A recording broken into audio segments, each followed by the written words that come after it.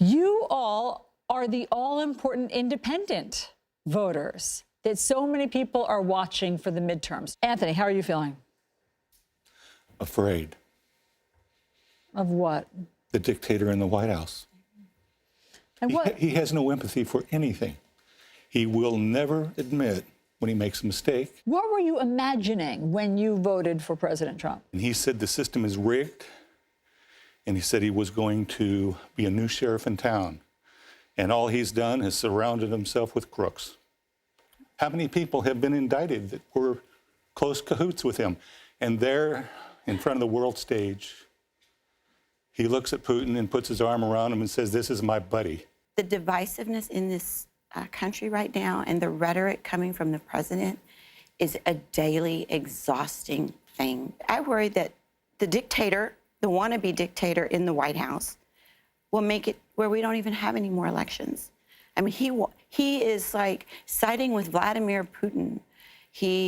Kim Jong-un is now having love letters written to Donald Trump. When I voted for Trump, I was looking for change, I was looking for maybe a non-political person coming in and a businessman bringing his, his expertise, his skills into leadership. He's not very focused, he's not very sincere to whatever he decides to do.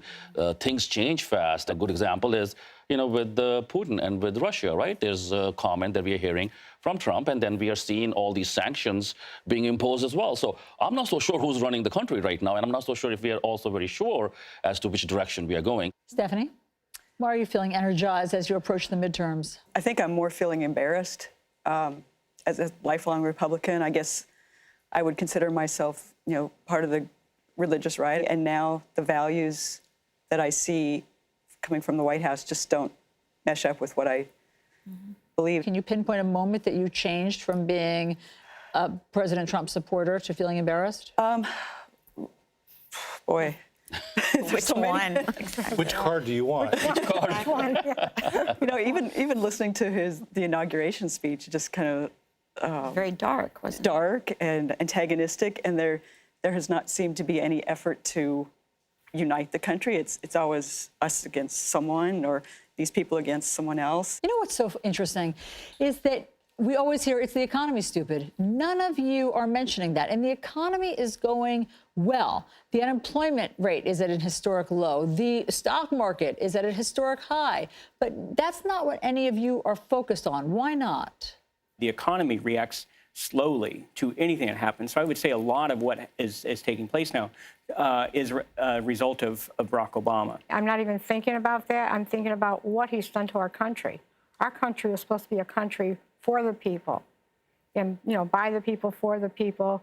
And I don't see that it's that way anymore. And we're supposed to let people come in like the immigrants. And what really broke my heart was when I saw those children being torn away from their parents. Is this the America that I grew up in? I don't think so.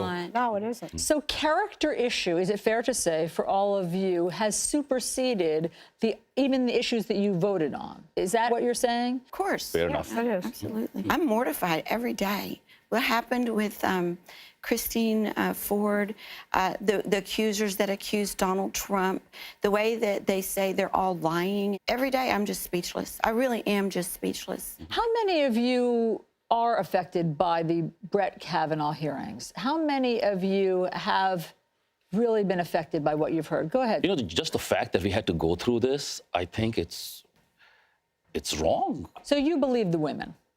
I do.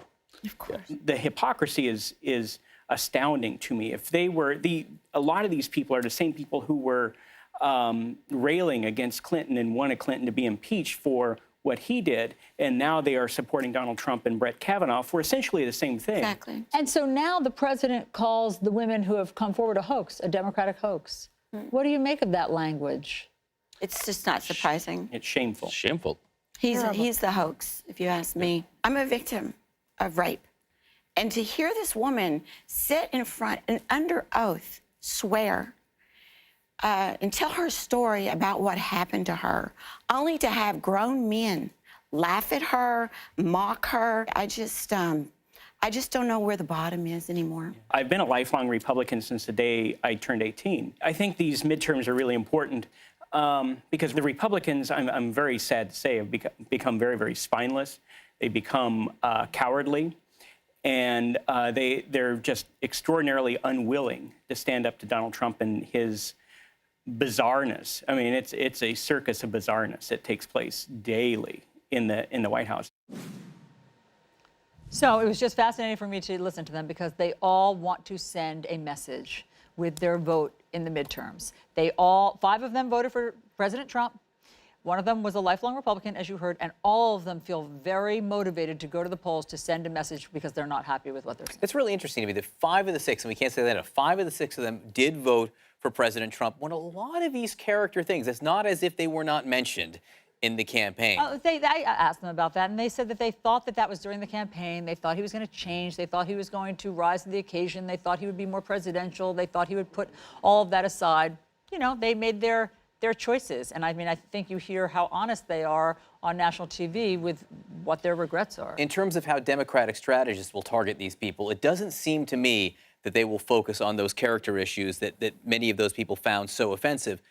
What they will focus on is something one of the gentlemen said at the beginning, which is corruption. That is a word that historically has mattered to independents as much, if not more, than anything. And both parties know that if you hit that C word, the corruption word, that you can sometimes sway those independent voters. So if they're sensitive to that and then they see that, that could be a problem, not just now, but going forward for the president. Tomorrow we have them back, and they talk about why they feel so motivated to change their party affiliation. You've heard some of them have been Republicans their whole lives, and because of President Trump, they are changing their party affiliation, so they'll talk about what drove them to do that.